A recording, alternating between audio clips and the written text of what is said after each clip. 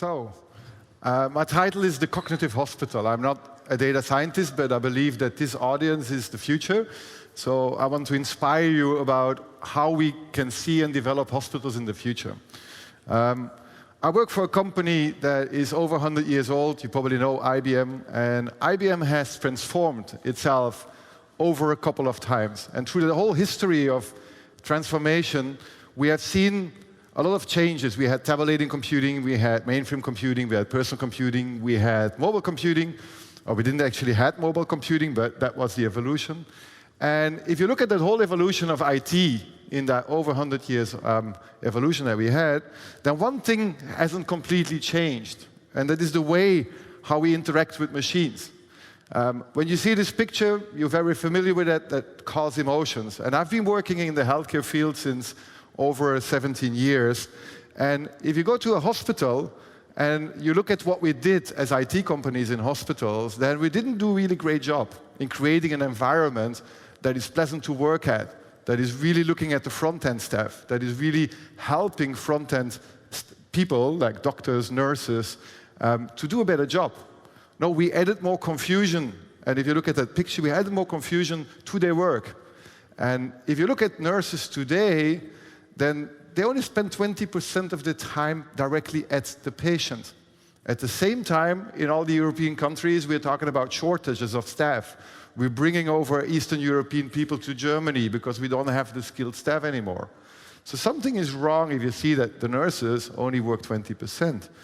If you then look at physicians, and I talked to the chief medical officer of Röntgenklinik, and I said, like, how much time do physicians today spend on their keyboard? It was over 30% of their time that physicians today spend on a computer. That is a waste of time. That is the way how we're dealing with IT and how we interact with machines and how physicians work and nurses. We have to completely change this. And if you look at how EMR, that's the electronic medical records that are being used in hospitals, are designed, and in my past I was a product manager for one large IT company, or the largest IT company in Germany, and we developed solutions for hospitals. We never talked to the end user. We just looked at functions, and we designed the software around the machine, not around the human. And EMRs, the electronic health records in a hospital, if you talk to physicians, if you talk to nurses, and you tell them that you work in IT, they're probably going to shoot you.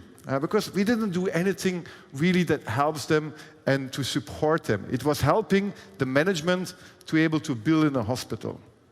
So we need to really rethink, and that sounds very familiar for you guys, really rethink how we're going to absorb information, how we're going to process that information, and how we're going to represent that information. And that's why within IBM, you probably heard that we started this era of cognitive computing, where we believe that cognitive computing can change healthcare, really transform healthcare in very different ways. And today I'm going to only focus on the hospital itself. And within cognitive computing, that sounds very familiar because the audience here is very techy, is that we have technology that understands the environment. We can handle unstructured information. We can build hypotheses and abstract concepts out of that information. And we can learn out of the use of these systems. So these systems are self-learning. So these systems are going to completely change the way, and you look at most probably from a data perspective, but if you look at it from an interaction perspective, these systems are going to completely change the way how we interact with humans. And with IBM, we started to work on Jeopardy, natural language. Now we're working on image processing. We are planning to pass the radiology exam in the next 3 years. And we're going to use all kinds of information. We're going to create systems that actually do that what humans do. They're going to see the environment the way how nurses and physicians do that, and they're going to see that better than humans do. And if you look at what cognitive systems are really good at today, or AI, artificial intelligence technology is good at today, is we are better in understanding natural language. We are better in extracting knowledge. We are better in machine learning. We learn better than humans. We don't have, these systems don't have a bias. Bias in healthcare is a really big problem.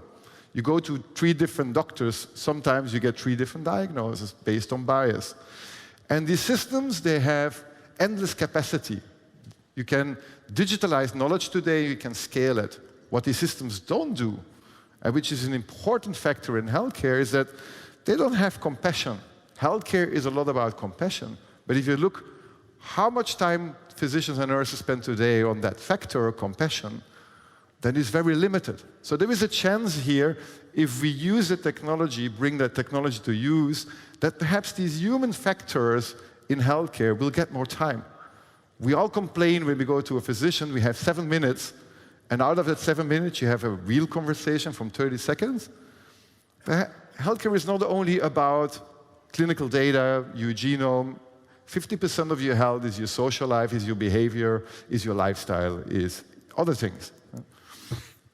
So by looking into, I'm going to give you a few examples in the technology and talking to hospitals, I've created a vision, what I call the cognitive hospital, which we are now deploying or trying to implement into market. And that cognitive hospital should be a hospital that really is driven and empowered by a central digital cognition, and where nurses and humans interact, and nurses and physicians interact in a very natural way with machines. And then where information as well that is collected is really translated directly in knowledge. Now, that sounds for you all very familiar, because this is actually what you are doing every day. But we want to implement it into the whole hospital. Is the tone? It's going to go 100% failure within 72 hours. So, this was a clip, the tone wasn't done at the beginning, but actually, this all sounds familiar, HAL 9000. I'm actually, as an IBM, not allowed to use HAL as an example, because it is a bad AI. But if you look at the interaction, how HAL communicates, there's no keyboard, there is human interaction that is very natural. And actually, that sequence was a sequence where HAL predicts that in 72 hours, a machine is going to go to failure. Well, if you replicate that now to a hospital, and you have a nurse, and she has a cognitive assistant, and you would use information out of different kind of sources, and the nurse would hear, well, that patient is going to go into failure in 72 hours, and by the way, I organized the physician, and I organized that nurse, and you have to go to room 301. That is what, for me, a cognitive hospital is. It is a hospital where humans are guided by a cognitive decision tool that helps them to make better decisions. We have actually now started looking into what we have in that volume. It's the other way around. What we have been doing with IBM over the last years, and I found a project that was in 2008 in Toronto in the sick kids hospital. In the intensive care unit, at that time, you had 14 devices that were measuring different kind of medical information, body temperature, movement, breathing, oxygen levels. And all these devices, they store data for 2 hours and then it's gone. And then nurses chart and they look at these numbers and they have like values, like average values, and they send an alert. So what we did there in 2008 is we stored in Stream Analytics using Hadoop for 2 years in, I think, 2,200 data points a minute. We stored that information over a period of 2 years. And then we looked, what can we detect out of that information? And then we looked in the medical records to certain medical events. And actually what we discovered was an algorithm that predicts sepsis 24 hours earlier than actually every medical book has been explaining. So going back to that, what you saw with HAL 9000, critical failure, 78 hours, we actually did this. We did this in an intensive care unit. And then I asked myself the question, what happens if you scale that kind of principle where you collect all information, not medical only, perhaps process information, perhaps events, and you collect it from the whole organization over a period of 2 years, and you let you guys sit on that data, and you start building knowledge out of the data. I truly believe we can do that. If Elon Musk says that he can develop a driving car in a non-plannable environment where cars are interacting with each other, then I think we can guide the nurse in a closed environment, which is also non-plannable, and we can develop not the self-driving nurse, but the assisted nurse, assisted by cognition, that actually comes out of the different sources of information. So, what is that transformation is going to do? So I've then looked into the different areas where cognition or this technology is going to have an impact. First of all, it's going to have an impact on the way how we interact, and that's actually what we want. We want to bring that nurse back more than 20% of the time to patients. There is a huge business case if you can bring that nurse from 20% spending on the patient to 50 or 60%. There will be investments there because you'd have to look at as well, is somebody going to pay for that solution? So the way how we're going to interact is going away from keyboard, it's going to be audiovisual. We're going away from pooling information, what they actually still do today, to bringing that information in a context awareness. We're going to integrate all devices using IoT technology. And we're going to interconnect all devices that are, and hospitals are asset-rich, all the device and information. Then, in terms of responsiveness, we're not going to only monitor patients when they're in intensive care unit. Wearables now get a level that they are really on a level that you can use them for medical care, and they are cheap. So we're going to monitor patients before they enter the hospital, when they're in the hospital, and when they leave the hospital. So I call it all-care monitoring. Then you're going to go away from reacting. There's an alert, my phone goes, I have to run to 301 to do something. Now there's going to be a voice that tells you, you have to go there because in 24 hours something is going to happen. And then on an organizational level, and this is really exciting, I truly believe if you then have all that information that is based on medical events, based on process information, based on location information, based on literature, and you bring that all together, that you can create a contextual learning organization, machine learning organization, but that at the end, when you have that, that you can replicate that. I think when you create such a hospital that really captures all that knowledge, everything what happens in that hospital over years, that you will replicate that knowledge and you're going to be able to replicate it into countries where knowledge is not available. I've been focusing the last 5 years in Eastern Europe. In Turkey, they're building 72 or 75 new hospitals. They don't have the knowledge to bring that process knowledge in that building. What if we can start copy and pasting a whole organization based on knowledge that we capture? We started doing, and I was then further looking, what have we been doing in single silo projects? So we started working on patient experience tools using cognition, where patients or children are actually able to answer and question, or to question and get answers on their disease. So we all remember that child that 2 years after the introduction of the iPad was trying to enlarge that newspaper, and it's like, why doesn't this move? I truly believe that children that grow up with toys like this Cognitoid, this is a toy from a partner solution of ours that is connected to Watson, and kids can ask questions and answers on that. That children who grow up like that, they're probably going to go back in time, like when we see a keyboard, they're going to ask, what have we been doing with a keyboard? I interact in a natural way. And the same thing counts for clinical staff experience. We have been working with a German company called Bragi, who developed the DACH. We connected that actually through the IoT platform to Watson, and we have built a prototype where the physician can actually ask, I'm going to see that patient X, Z. Can you look in the record and the medical record and list me all his diagnoses he had? And the system extracts these diagnoses in a hierarchical way or in a historical way. And then we connect it with knowledge. And I was like, can you give me the last lab results, but only those relevant for his disease? So we do knowledge extraction, look into knowledge, what are the lab results based on his diagnosis that are relevant, and represent that. So we start experimenting with creating completely new way of interacting with machines and bringing that right information at the right time at the right place for these physicians. Then, very important, you probably all heard about the work we have been doing with Watson on cancer care. And this is, there's no volume here, so this is a demo, a video from the solution that we have built by Memorial Kettering. This is an oncology advisor that actually taps into all the knowledge that actually has been published in written text. It matches that knowledge with patient information.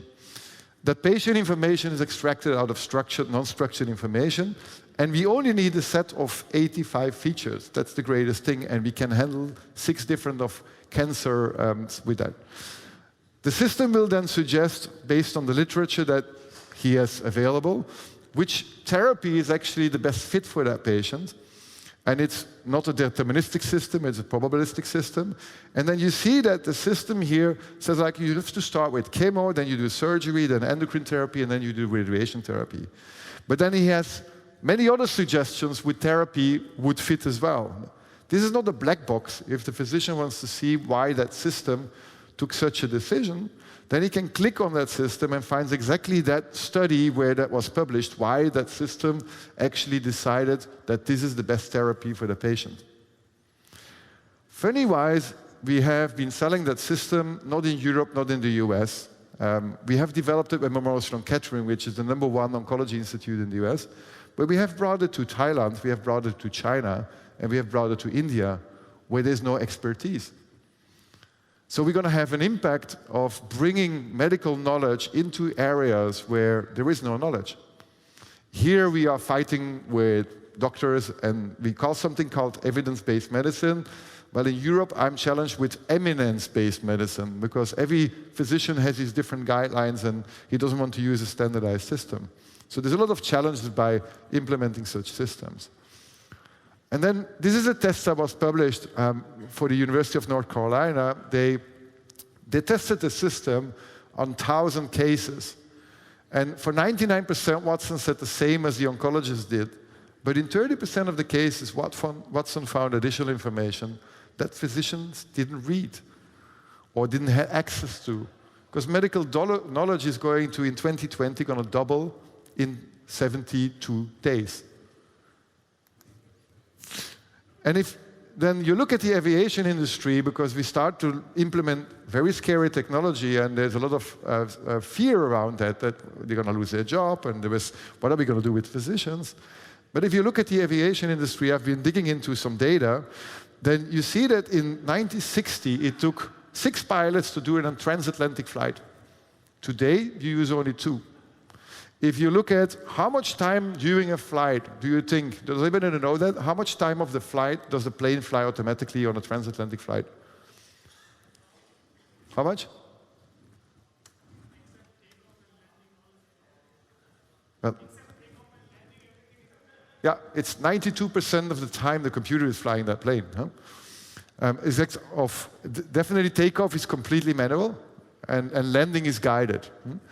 And the interesting thing, if you look at the number of accidents that are happening by having these systems available, and the number of pilots that you need. So you have less pilots and you have less accidents. So I'm start making analogies to decision makers in the healthcare system, that if you use these systems, well, we're not going to have less doctors, because we can't afford to have more doctors, because we have a demographical issue in Europe and in the US and in Western countries. So we're going to have to do something different with the money that we have available. We need to do things differently. So this technology is coming very welcome. And then there is a big opportunity here in Germany and other countries that what we did with Memorial Sloan Kettering, we can replicate it with anybody who wants to digitalize his knowledge. Every hospital that has 20 years of electronic health records sits on a lot of data that can be used for decision making. And there is a huge opportunity here for hospitals to start digitalizing their knowledge. Because if you are the first one that does that for a specific disease, and I was this week at a leukemia lab in Munich, and he's one of the best ones in leukemia diagnostics. And he says, like, in 10 years from now, I have everything robotized in my lab, but in 10 years from now, my knowledge is going to be digitized, and I'm going to be gone. So he's stepping into that, and he wants to develop with us a leukemia based on his data advisor for diagnostics. So there's a huge opportunity here. Especially in medicine, we expect that can be louder. 2020 that every 3 months the knowledge in medicine is going to double. So if we want to use this enormous improvement of medical knowledge, we need to have assistant systems, and we need to have software tools to get a hand on this. I must say we had started to use software tools on a lower level, obviously, before, and we used a lot of pay-for-service tools also. But the unique chance we see with Watson as a learning system is, especially in the field of rare diseases, where you have continuously to learn to get better. But this is an ideal combination for us. So, this is the Dr. House of Germany. His name is Professor Schäfer. When we discovered him, he had questionnaires of 150 pages, which were algorithmic on paper, connected to each other. He has 6,800 cases that he can't analyze because everybody is sending their rare disease cases to him. Well, we started our project with the Rhön Clinic, which is part of the University Hospital in Marburg. And Rhön announced with us that, okay, let's start digitalizing the knowledge and let's create an export industry out of that knowledge. We're not going to serve patients anymore only in Germany. We're going to create a product that is like a PayPal service for rare diseases. And if you think about the opportunity here, 70% of the world doesn't have access to healthcare services. If you start commoditizing that in a low price, what the potential is, just think of that.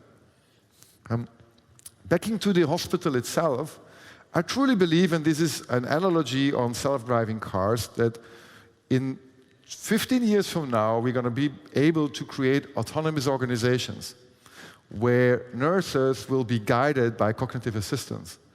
And we have our Watson Global Headquarters in Munich for IoT, and we are going to build an alliance on the cognitive hospital where we're going to bring partners, universities, data scientists together. And we are working with one hospital to really capture all that data and make that data available to build a hospital. That's the vision I have, and it's the thing what we want to do because I think it's necessary and I think it's really possible to do that, to build a very new way where people can work. I'm not going to go into the marketing. The platform that we use is the Watson platform where we have services.